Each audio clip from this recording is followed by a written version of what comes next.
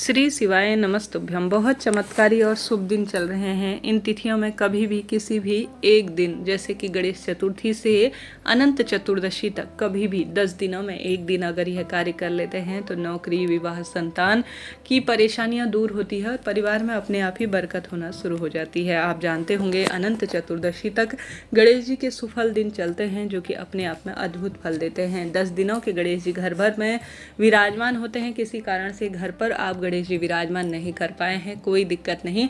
कहीं पंडाल वगैरह जाना हो, गणेश जी के दर्शन करने मंदिर जाना हो, या घर पर विराजमान जो गणेश जी हैं, या महादेव के मंदिर में जो गणेश जी विराजमान है, वहाँ पर भी आप इन कार्यों को कर लेते हैं तो निश्चित रूप से जीवन में आने वाली विपत्ति, संकट, कष्ट, पीड़ा का निदान हो जाता है। तो देर ना करते हुए उपाय जानना आरंभ करते हैं। सबसे पहला उपाय, जो कि अपने आप में गुरुजी ने कहा है, दूर्वा की, अर्थात जो दूब घास होती है उसकी भस्म का करना है। भस्म जो कि मेरे महादेव को बहुत अधिक प्रिय है।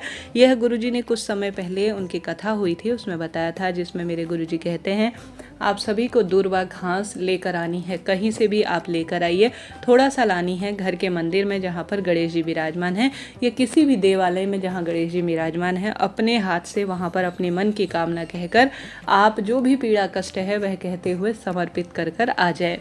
या घर पर कर रहे हैं तो समर्पित करें। उसके बाद वह दूर्वा आपको सुखा लेनी है, जैसे छत में सुखा सकते हैं, या खुद भी जो है दूर्वा सूख जाती है स्वतः ही। सूखने के बाद आप सभी को वह भस्म स्वरूप में प्राप्त हो जाएगी। अगर उसे जलाएंगे तो आप ठीक है, तो आप जो गणेश जी है उस पर चढ़ाई हुई जो दूर्वा है उसे जला लीजिए। जलाने के बाद भस्म रूप में आपको प्राप्त हो जाए तो उसमें आपको जो है उसे शिवलिंग पर चढ़ा देना है। शिवलिंग पर चढ़ाने के बाद गुरुजी कहते हैं एक चुटकी भस्म, आपने जो गणेश जी को दूर्वा चढ़ा रखी है उसे सुखाया है, जलाया है, उसे भस्म तैयार की है, उसे शिवलिंग पर चढ़ा दीजिए। चढ़ाने के बाद आप सभी उसमें थोड़ा सा मिला दीजिए घी। घी मिलाने के बाद गुरुजी कहते हैं शिवलिंग पर चढ़ानी है पहले, फिर उठा कर लानी है, इस बात का ध्यान रखना है। अब आपको इसमें मिला देना है घी। कोई व्यक्ति अगर रोगीला है, कहना नहीं मानता, चिड़चिड़ प्रवृत्ति का है और उसके जीवन में हमेशा दुर्घटना, कष्ट होता है और उसे कार्य में सफलता नहीं मिलती, तो यह भस्म जो कि अपने आप में बहुत विशेष है, क्योंकि यह गणेश जी को समर्पित हुई है, यह महादेव को समर्पित हुई है। अब इसमें आपने अभिमंत्रित भी है और आपको इसे अपने साथ ले लेना है और इसे कान के पीछे या किसी भी पवित्र, जैसे कोई बच्चे तिलक लगाना चाहें तो वह लगा सकते हैं। गुरुजी कहते हैं यह दिव्य जो भस्म है उसे आप शरीर के किसी भी हिस्से पर लगा देते हैं तो जहाँ जाते हैं उस कार्य में बरकत होती है, दुर्घटना इत्यादि से मुक्ति मिलती है और रोग, संकट, कष्ट भी उस व्यक्ति के कटना आरंभ हो जाते हैं। तो यह कार्य भी आप कर सकते हैं। निश्चित रूप से आपके हर एक कार्य में आपको सफलता मिलना शुरू हो जाएगी। तो यह उपाय कर सकते हैं। यह उपाय थोड़ा कठिन लग रहा है, कोई बात नहीं। आप 108 दूर्वा कहीं से भी इन 10 दिनों में प्रबंध करें कि आप ला पाए, ठीक है।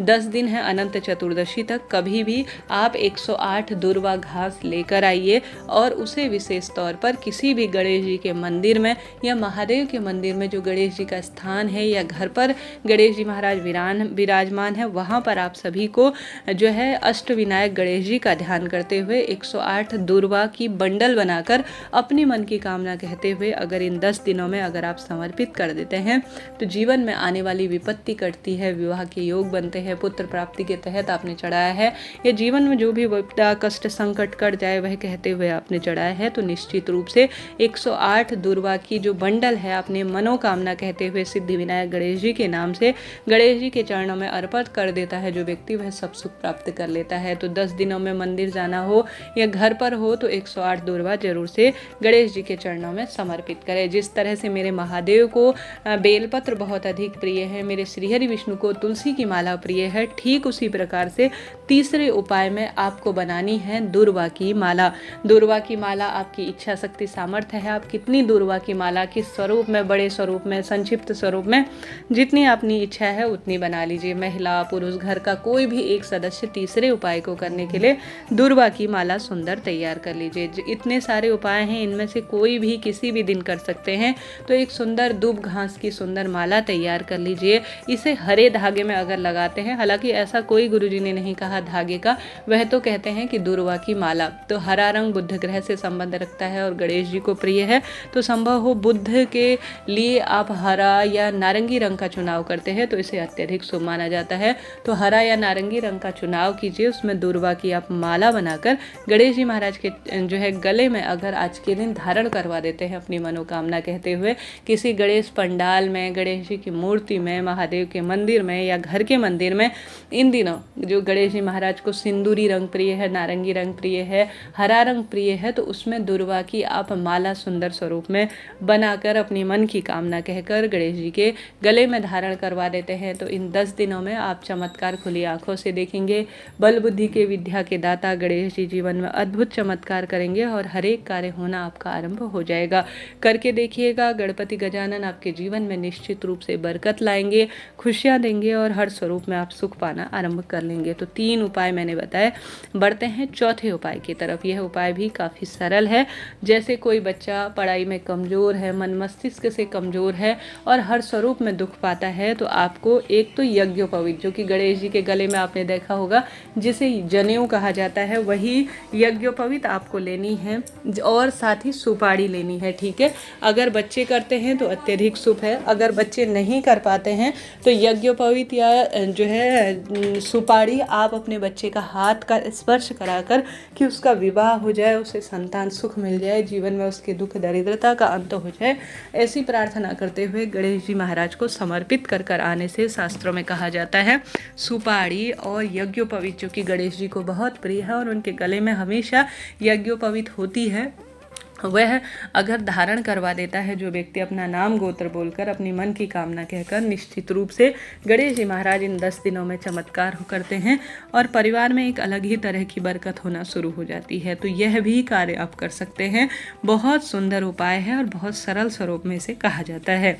साथ ही गणेश जी महाराज को इन 10 दिनों में जब भी आपको समय मिले, नारियल उन्हें बहुत अधिक प्रिय है। नारियल के साथ साथ दूर्वा, मोदक, पीले रंग के लड्डू और आवश्यक रूप से गुड़, यह चीज़ें उन्हें प्रिय है। गुड़, नारियल और जो है मोदक, पीले लड्डू, कोई से भी जो उन्हें प्रिय है, आप इनका कम से कम उनके चरणों में, उनके समक्ष भोग लगा कर आते हैं तो निश्चित रूप से मनोकामना पूर्ण होती है। हालांकि 10 दिनों में अलग अलग भोग समर्पित किया जाता है, परंतु गणेश जी को सबसे अधिक जो प्रिय है वह है नारियल, मोदक, गुड़ और शहद, यह भी उन्हें काफ़ी प्रिय है। अपनी इच्छा शक्ति सामर्थ्य अनुसार मोदक, गुड़, नारियल इत्यादि, शमी पत्र इत्यादि उन्हें समर्पित करें, उन्हें प्रिय है और आपकी निश्चित रूप से आप जो मनोकामना के तहत उपाय करेंगे निश्चित रूप से वह पूर्ण होगा। तो यह कार्य भी आप कर आइएगा।